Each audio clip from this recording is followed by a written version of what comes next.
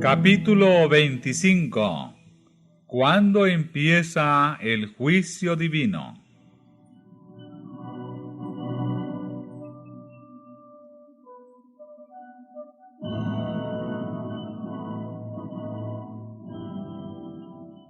El asunto del santuario fue la clave que aclaró el misterio del desengaño de 1844.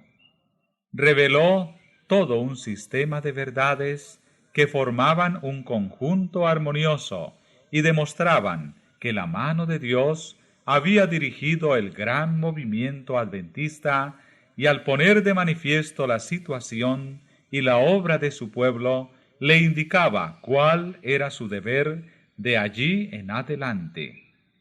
Como los discípulos de Jesús, después de la noche terrible de su angustia y desengaño, se gozaron viendo al Señor, así también se regocijaron ahora los que habían esperado con fe su segunda venida.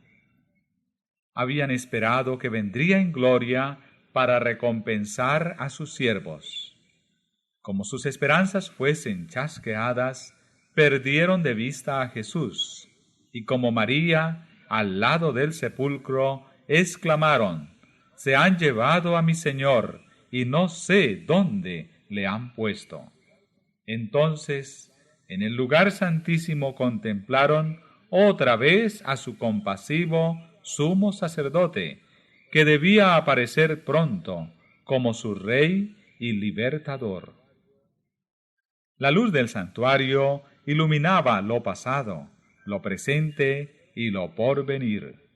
Supieron que Dios les había guiado por su providencia infalible. Aunque, como los primeros discípulos, ellos mismos no habían comprendido el mensaje que daban, este había sido correcto en todo sentido. Al proclamarlo, habían cumplido los designios de Dios, y su labor no había sido vana en el Señor. Reengendrados en esperanza viva, se regocijaron con gozo inefable y glorificado.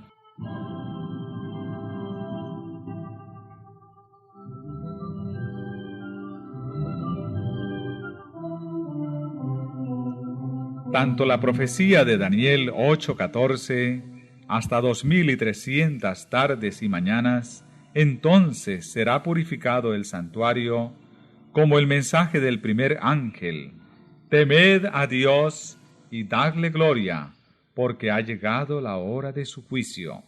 Señalaban al ministerio de Cristo en el lugar santísimo, al juicio investigador, y no a la venida de Cristo para la redención de su pueblo y la destrucción de los impíos. El error no estaba en el cómputo de los periodos proféticos, sino en el acontecimiento que debía verificarse al fin de los 2300 días. Debido a este error, los creyentes habían sufrido un desengaño. Sin embargo, se había realizado todo lo predicho por la profecía y todo lo que alguna garantía bíblica permitía esperar. En el momento mismo en que estaban lamentando la defraudación de sus esperanzas, se había realizado el acontecimiento que estaba predicho por el mensaje y que debía cumplirse antes de que el Señor pudiese aparecer para recompensar a sus siervos.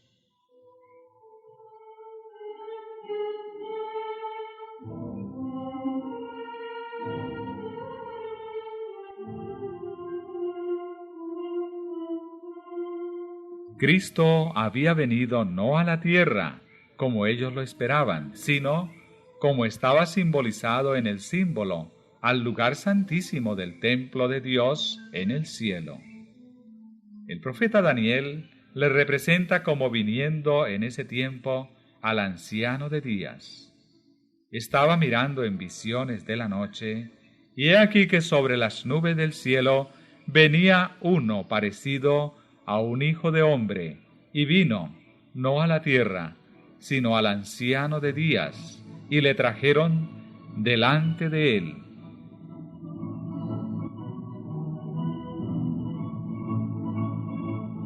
Esta venida está predicha también por el profeta Malaquías. Repentinamente vendrá a su templo el Señor, a quien buscáis, es decir, el ángel del pacto, en quien os deleitéis. He aquí que vendrá, dice Jehová de los ejércitos. La venida del Señor a su templo fue repentina, de modo inesperado para su pueblo. Éste no le esperaba allí. Esperaba que vendría a la tierra, en llama de fuego, para dar el pago a los que no conocieron a Dios, ni obedecen al Evangelio.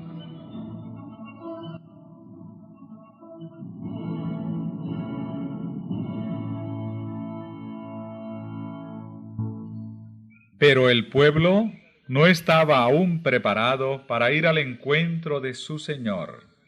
Todavía le quedaba una obra de preparación que cumplir. Debía serle comunicada una luz que dirigiría su espíritu hacia el templo de Dios en el cielo. Y mientras siguiera allí por fe a su sumo sacerdote en el desempeño de su ministerio, se le revelarían nuevos deberes. Había de darse a la Iglesia otro mensaje de aviso e instrucción.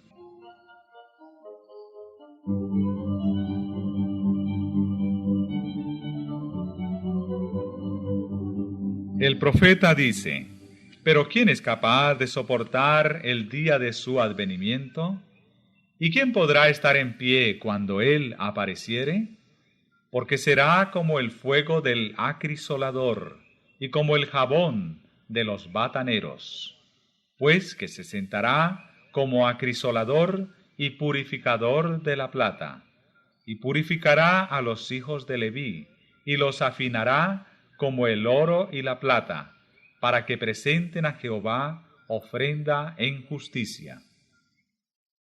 Los que vivan en la tierra, cuando cese la intercesión de Cristo en el santuario celestial, deberán estar en pie en la presencia del Dios Santo sin mediador. Sus vestiduras deberán estar sin mácula, sus caracteres purificados de todo pecado por la sangre de la aspersión. Por la gracia de Dios y sus propios y diligentes esfuerzos, deberán ser vencedores en la lucha con el mal.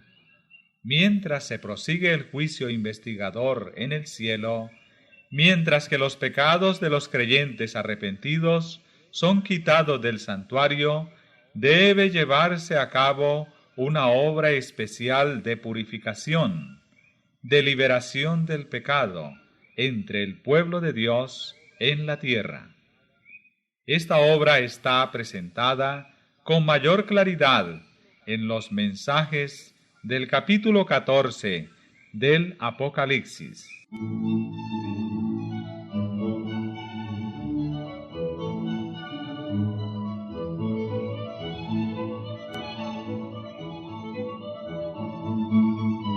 Cuando esta obra haya quedado consumada, los discípulos de Cristo estarán listos para su venida.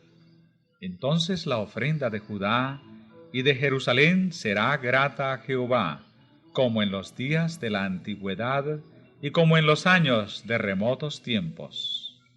Entonces la iglesia que nuestro Señor recibirá para sí será una iglesia gloriosa, no teniendo mancha, ni arruga, ni otra cosa semejante. Entonces ella aparecerá como el alba, hermosa como la luna, esclarecida como el sol, imponente como ejércitos, con banderas tremolantes.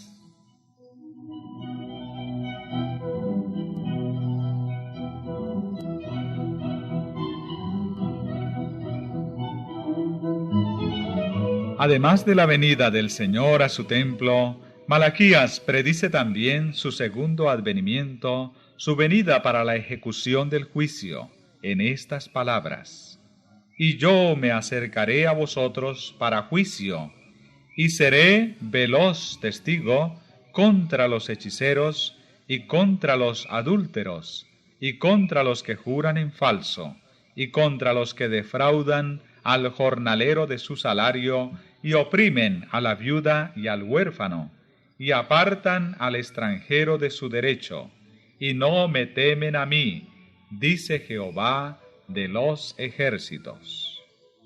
San Judas se refiere a la misma escena cuando dice: He aquí que viene el Señor con las huestes innumerables de sus santos ángeles, para ejecutar juicio sobre todos, y para convencer a todos los impíos de todas las obras impías que han obrado impíamente. Esta venida y la del Señor a su templo son acontecimientos distintos, que han de realizarse por separado.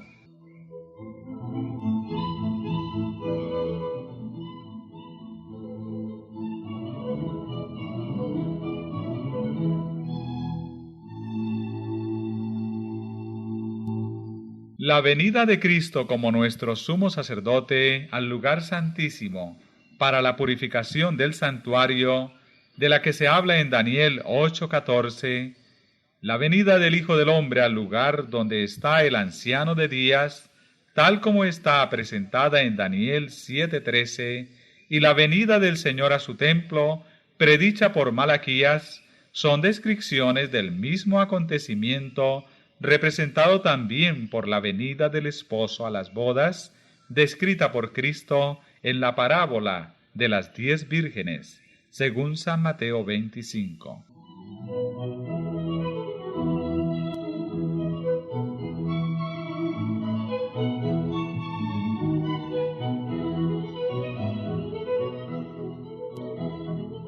En el verano y otoño de 1844 fue hecha esta proclamación: He aquí que viene el esposo. Se conocieron entonces las dos clases de personas representadas por las vírgenes prudentes y fatuas. La una que esperaba con regocijo la aparición del Señor y se había estado preparando diligentemente para ir a su encuentro. La otra que, presa del temor y obrando por impulso, se había dado por satisfecha con una teoría de la verdad, pero estaba destituida de la gracia de Dios. En la parábola, cuando vino el esposo, las que estaban preparadas entraron con él a las bodas. La venida del esposo presentada aquí se verifica antes de la boda. La boda representa el acto de ser investido Cristo de la dignidad de rey. La ciudad santa, la Nueva Jerusalén, que es la capital del reino y lo representa, se llama la novia, la esposa del Cordero. El ángel dijo a San Juan: Ven acá, te mostraré la novia, la esposa del Cordero. Me llevó en el espíritu, agrega el profeta, y me mostró la santa ciudad de Jerusalén, descendiendo del cielo desde Dios.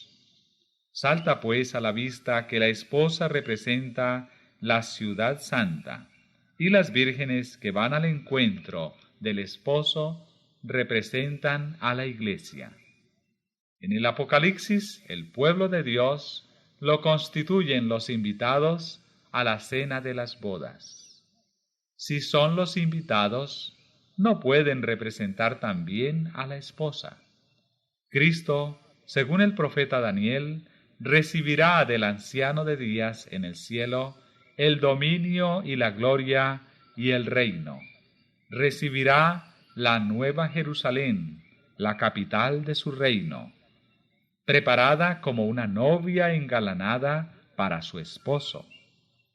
Después de recibir el reino, vendrá en su gloria como Rey de reyes y Señor de señores, para redimir a los suyos, que se sentarán con Abraham e Isaac y Jacob en su reino, para participar de la cena de las bodas del Cordero.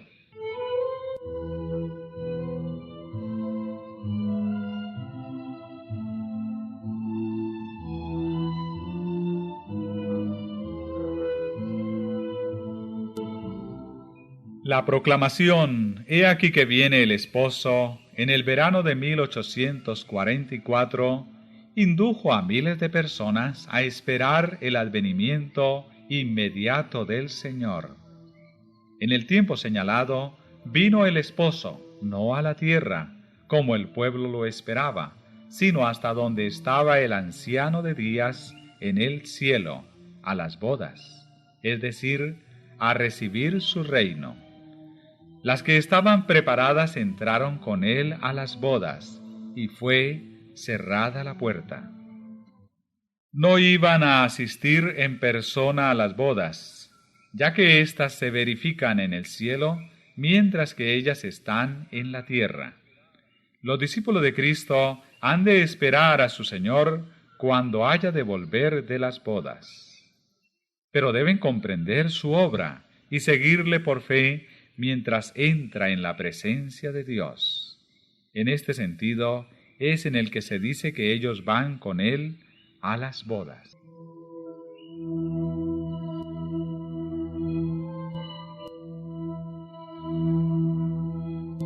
Según la parábola, fueron los que tenían aceite en sus vasos con sus lámparas quienes entraron a las bodas. Los que, junto con el conocimiento de la verdad de las Escrituras, tenían el Espíritu y la gracia de Dios, y que en la noche de su amarga prueba habían esperado con paciencia, escudriñando la Biblia en busca de más luz.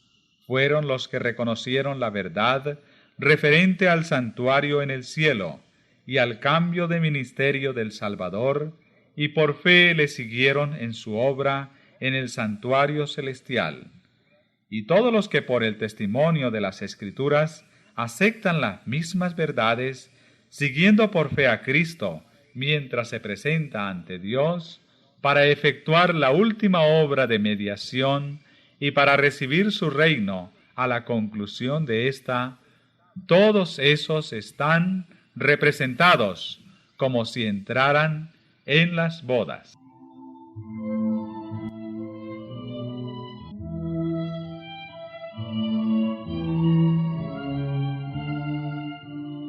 En la parábola del capítulo 22 de San Mateo se emplea la misma figura de las bodas y se ve a las claras que el juicio investigador se realiza antes de las bodas.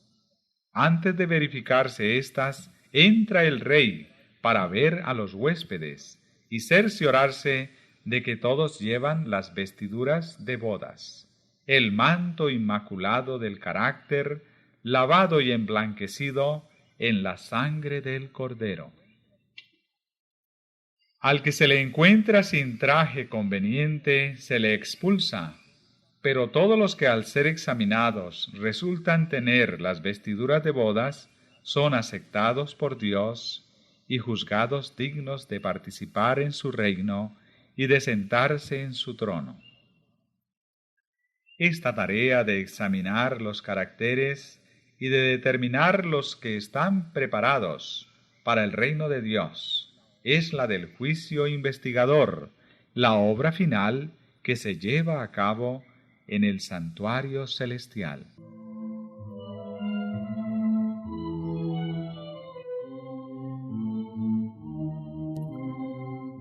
Cuando haya terminado este examen, cuando se haya fallado respecto de los que en todos los siglos han profesado ser discípulos de Cristo, entonces y no antes habrá terminado el tiempo de gracia y será cerrada la puerta de misericordia.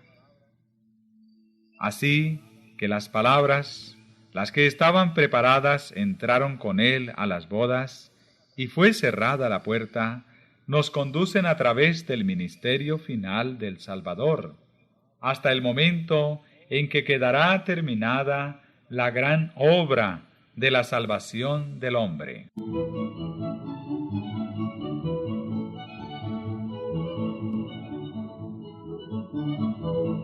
En el servicio del santuario terrenal, que, como ya lo vimos, es una figura del servicio que se efectúa en el santuario celestial, cuando el sumo sacerdote entraba el día de la expiación en el lugar santísimo, terminaba el servicio del primer departamento. Dios mandó: no ha de haber hombre alguno en el tabernáculo de reunión cuando él entrare para hacer expiación dentro del santuario, hasta que salga. Así que cuando Cristo entró en el lugar santísimo para consumar la obra final de la expiación, cesó su ministerio en el primer departamento. Pero cuando terminó el servicio que se realizaba en el primer departamento, se inició el ministerio en el segundo departamento. Cuando en el servicio típico el sumo sacerdote salía del lugar santo el día de la expiación, se presentaba ante Dios para ofrecer la sangre de la víctima ofrecida por el pecado de todos los israelitas que se arrepentían verdaderamente. Así también Cristo solo había terminado una parte de su obra como intercesor nuestro para empezar otra, y sigue aún ofreciendo su sangre ante el Padre en favor de los pecadores.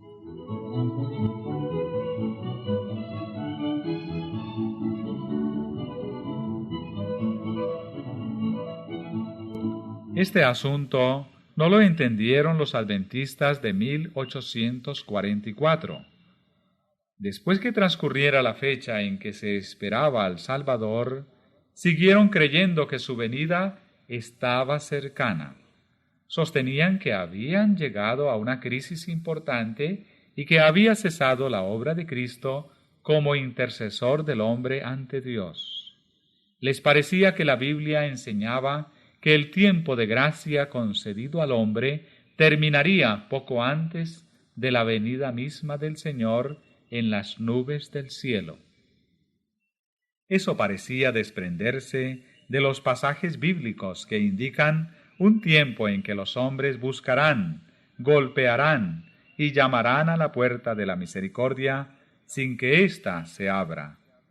Y se preguntaban si la fecha en que habían estado esperando la venida de Cristo no señalaba más bien el comienzo de ese periodo que debía preceder inmediatamente a su venida. Habiendo proclamado la proximidad del juicio, consideraban que habían terminado su labor para el mundo y no sentían más la obligación de trabajar por la salvación de los pecadores, en tanto que las mofas atrevidas y blasfemas de los impíos les parecían una evidencia adicional de que el Espíritu de Dios se había retirado de los que rechazaran su misericordia. Todo esto les confirmaba en la creencia de que el tiempo de gracia había terminado, o, como decían ellos entonces, que la puerta de la misericordia estaba cerrada.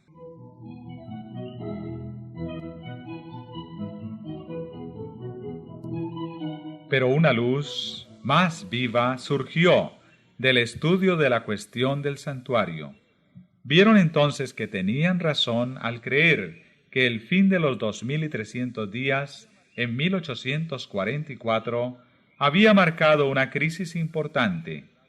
Pero si bien era cierto que se había cerrado la puerta de esperanza y de gracia por la cual los hombres habían encontrado durante 1800 años acceso a Dios, otra puerta se les abría, y el perdón de los pecados era ofrecido a los hombres por la intercesión de Cristo en el lugar santísimo.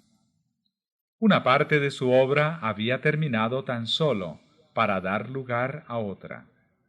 Había aún una puerta abierta para entrar en el santuario celestial donde Cristo oficiaba en favor del pecador.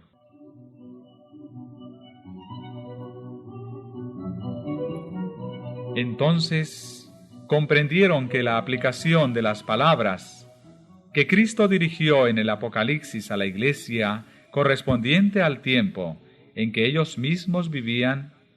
Estas cosas dice el que es santo, el que es veraz, el que tiene la llave de David, el que abre y ninguno cierra, y cierra y ninguno abre.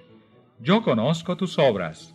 He aquí he puesto delante de ti una puerta abierta, la cual nadie podrá cerrar.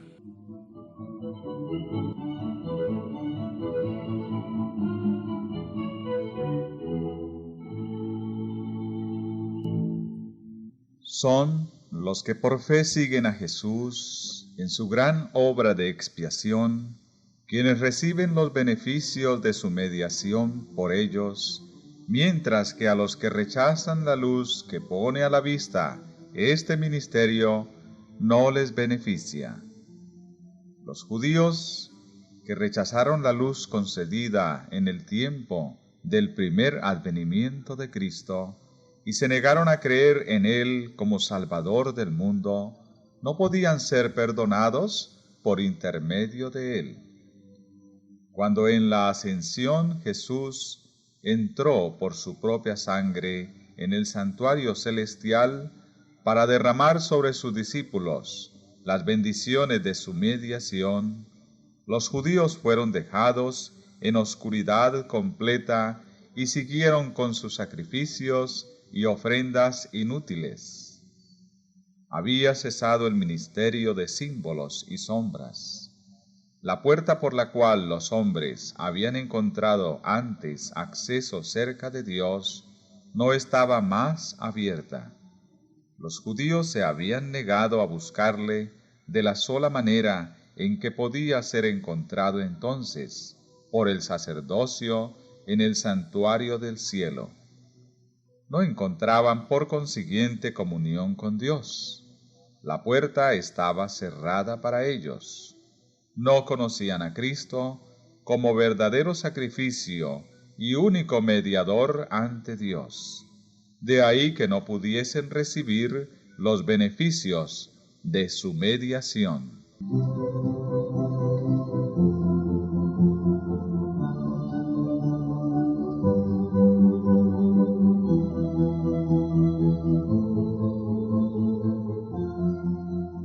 La condición de los judíos incrédulos ilustra el estado de los indiferentes e incrédulos entre los profesos cristianos que desconocen voluntariamente la obra de nuestro misericordioso sumo sacerdote.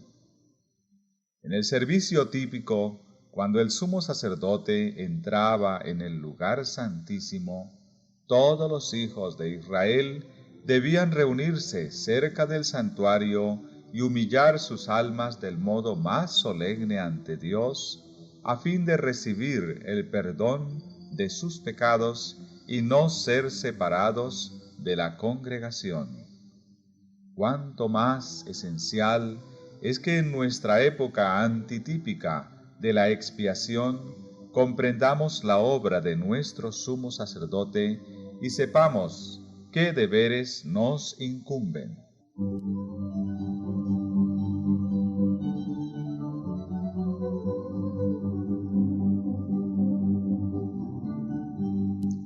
Los hombres no pueden rechazar impunemente los avisos que Dios les envía en su misericordia. Un mensaje fue enviado del cielo al mundo en tiempo de Noé, y la salvación de los hombres dependía de la manera en que aceptaran ese mensaje. Por el hecho de que ella había rechazado la amonestación, el Espíritu de Dios se retiró de la raza pecadora que pereció en las aguas del diluvio. En tiempo de Abraham, la misericordia dejó de alegar con los culpables vecinos de Sodoma, y todos, excepto Lot, con su mujer y 2 hijas, fueron consumidos por el fuego que descendió del cielo. Otro tanto sucedió en días de Cristo. El Hijo de Dios declaró a los judíos incrédulos de aquella generación: He aquí, vuestra casa os es dejada desierta. Considerando los últimos días, el mismo poder infinito declara respecto de los que no recibieron el amor de la verdad para ser salvos. Por lo tanto, les envía Dios operación de error, para que crean a la mentira, para que sean condenados todos los que no creyeron a la verdad, antes consintieron a la iniquidad. A medida que se rechazan las enseñanzas de su palabra, Dios retira su espíritu y deja a los hombres en brazos del engaño que tanto les gusta.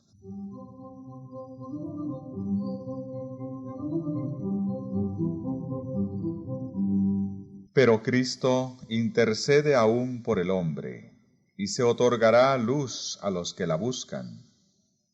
Aunque esto no lo comprendieron al principio los adventistas, les resultó claro después, a medida que los pasajes bíblicos que definen la verdadera posición de ellos empezaron a hacerse inteligibles.